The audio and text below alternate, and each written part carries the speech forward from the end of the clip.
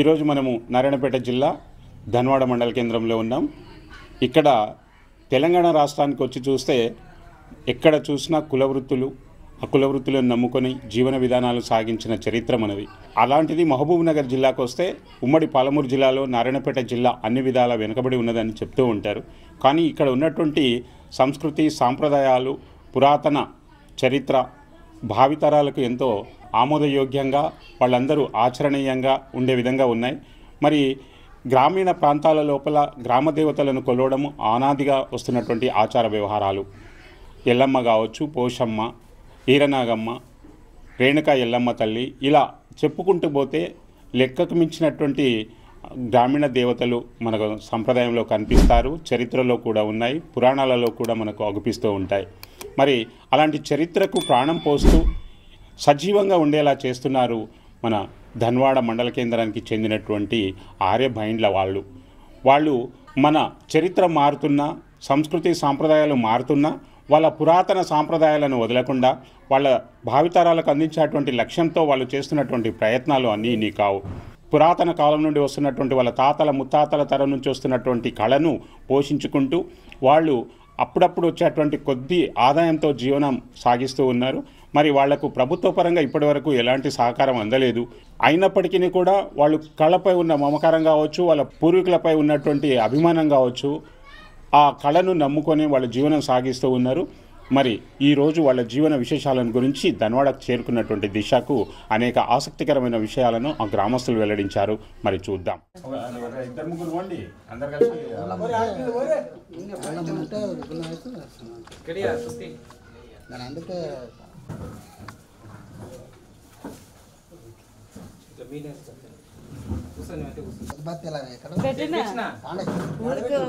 దీపం వేసిన ఒక్క నిమిషం నేను తీసుకుంటా. ఇప్పుడు అందరు కలిసి చేయాలి. కాయ కొట్టాలి. కాయ కొట్టండి. మీరు దంచలు తీసుకో, పాట పాడితే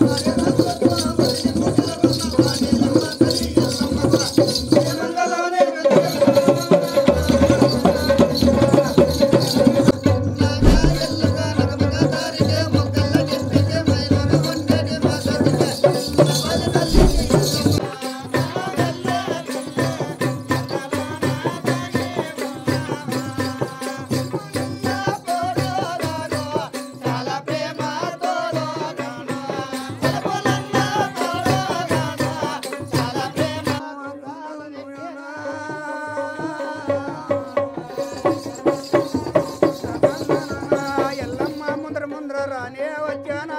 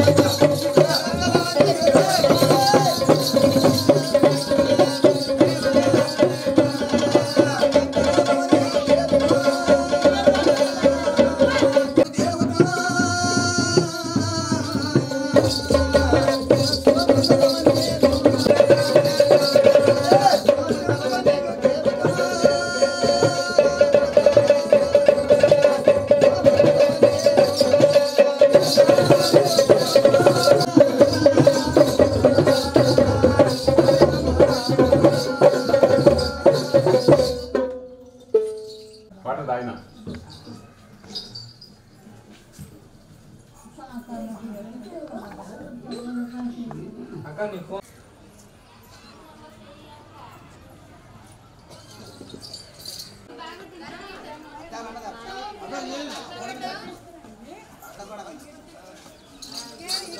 ఇక్కడ వస్తే క్లియర్.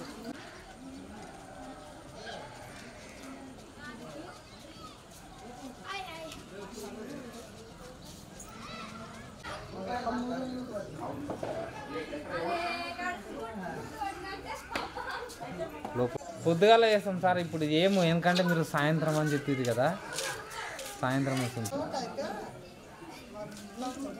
ఓ ఉదయం కానీ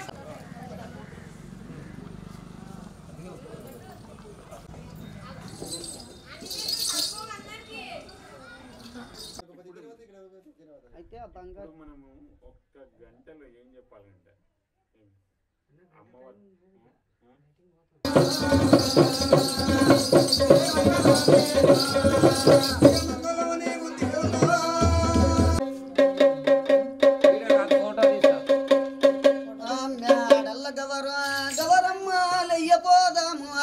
శ్రీ బాల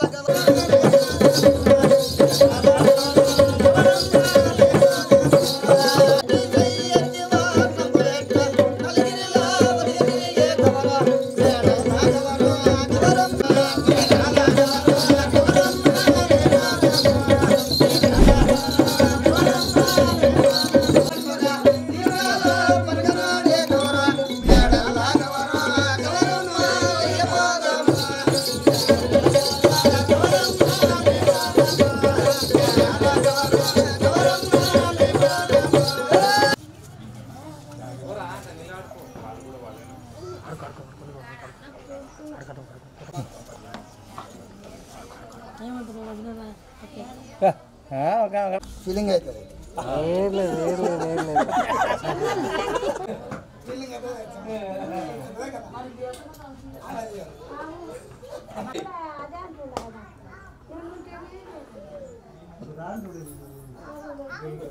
బిజీ బాయ్స్ ఉన్నావు.